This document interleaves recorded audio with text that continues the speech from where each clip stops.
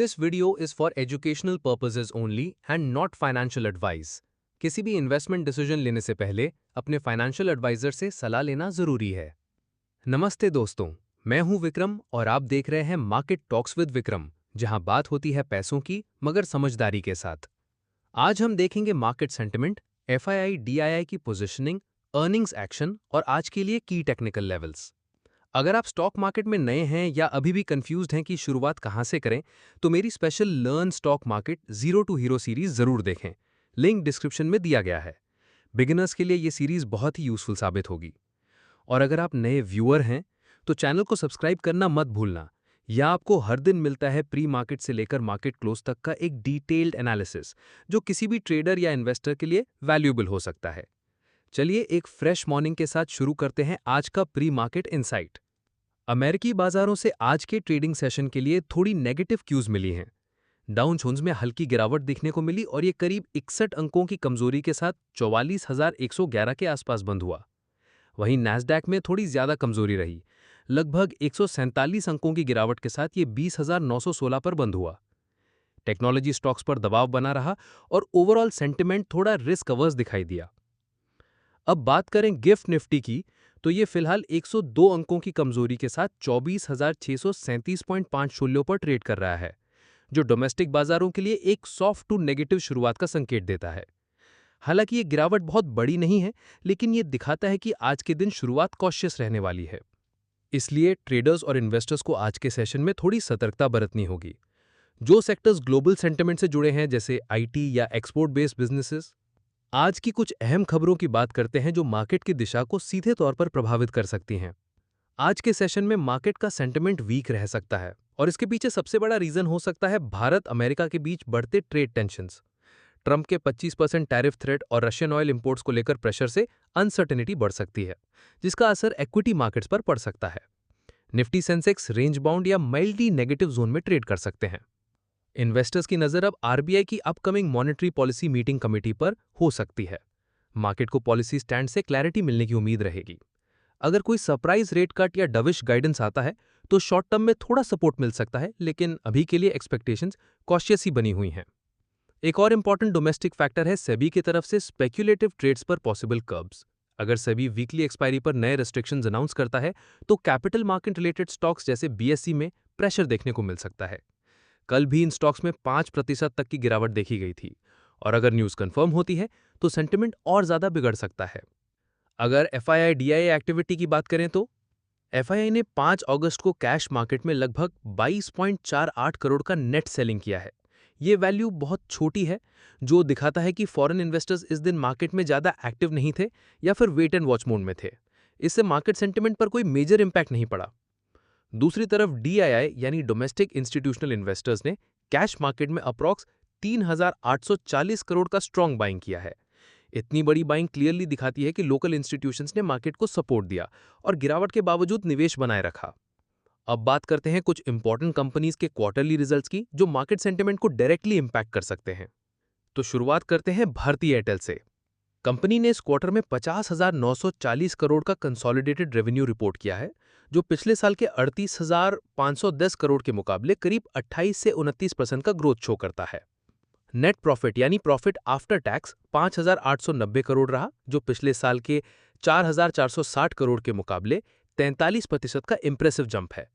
हालांकि market analyst ने 6,400 करोड़ तक के प्रॉफिट की उम्मीद की थी, लेकिन एक्चुअल प्रॉफिट इन एक्सपेक्टेशन से थोड़ा कम रहा। ऑपरेशनल लेवल पर भी कंपनी काफी स्ट्रांग रही। कंसोलिडेटेड एबिटडा यानी earnings before interest, taxes, depreciation and amortisation 28,160 crore रहा, जो लगभग 41% का ग्रोथ दिखाता है। एबिटडा मार्जिन भी काफी हेल्थी पोजीशन में रहा, 56.9% के आसपास। अगर सिर्फ इंडिया बिजनेस की बात करें, तो वहां मार्जिन 59.5% तक पहुंच गया है, जो क्लियरली एयरटेल की स्ट्रांग एग्जीक्यूशन कैपेबिलिटी को रिफ्लेक्ट करता है। अब बात करते हैं ब्रिटानिया इंडस्ट्रीज की।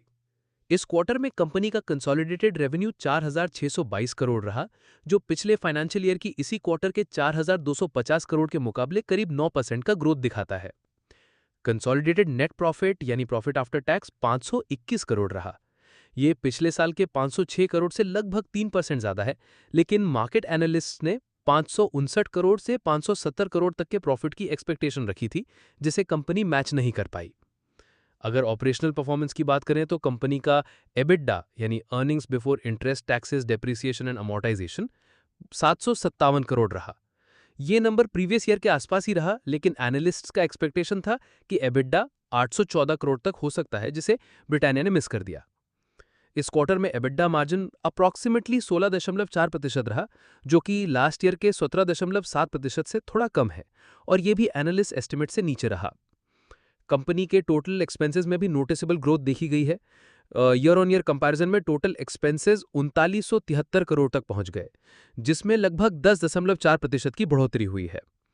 इस राइजिंग कॉस्ट का मेजर रीजन रॉ मटेरियल्स के प्राइसेस का ऊपर जाना रहा।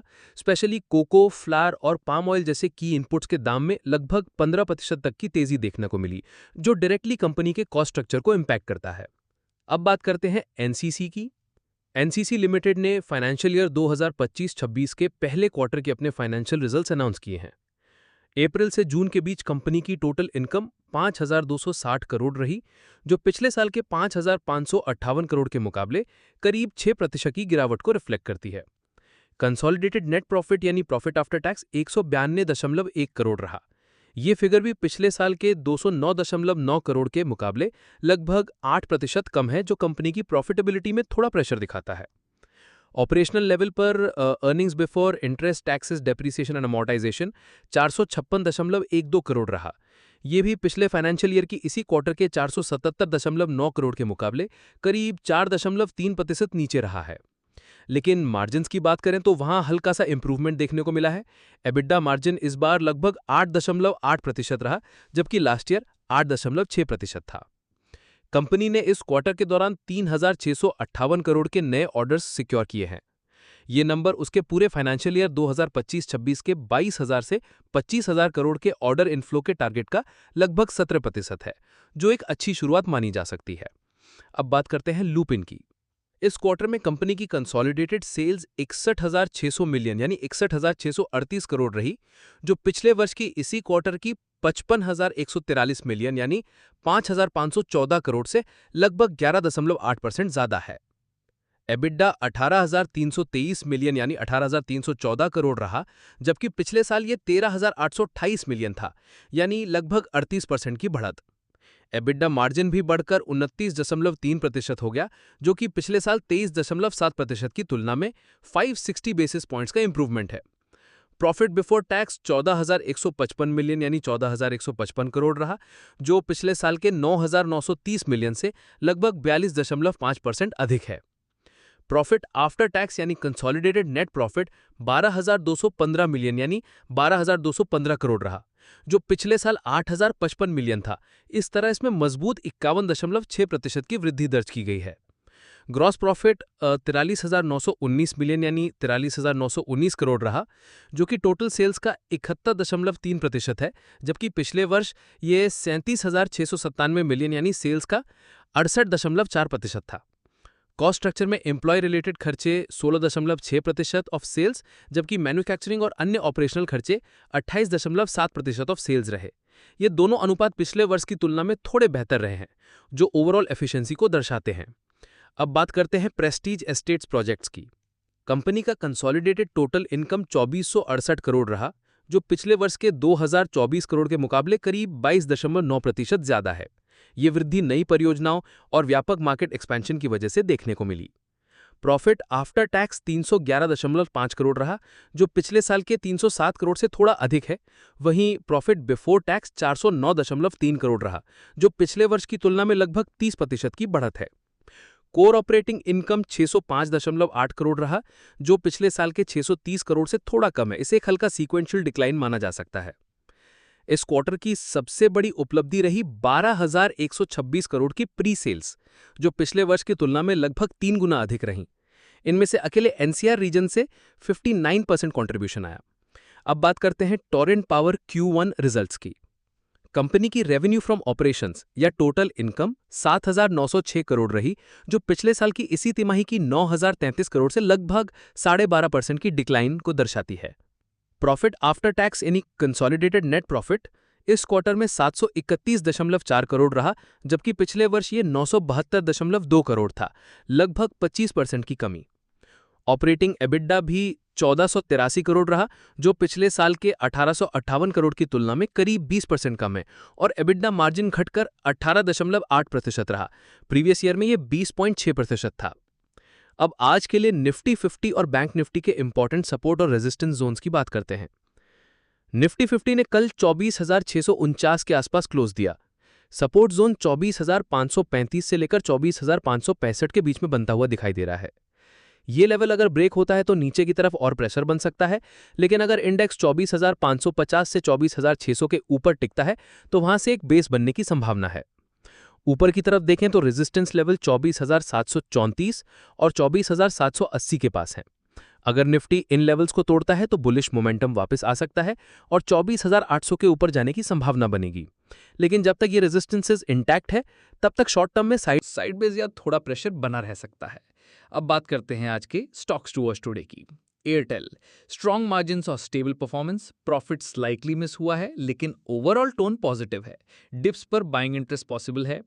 लुपिन, रेवेन्यू और प्रॉफिट दोनों स्ट्रॉन्ग, फार्मा सपोर्ट के साथ अपसाइड कंटिन्यूएशन का स्कोप है।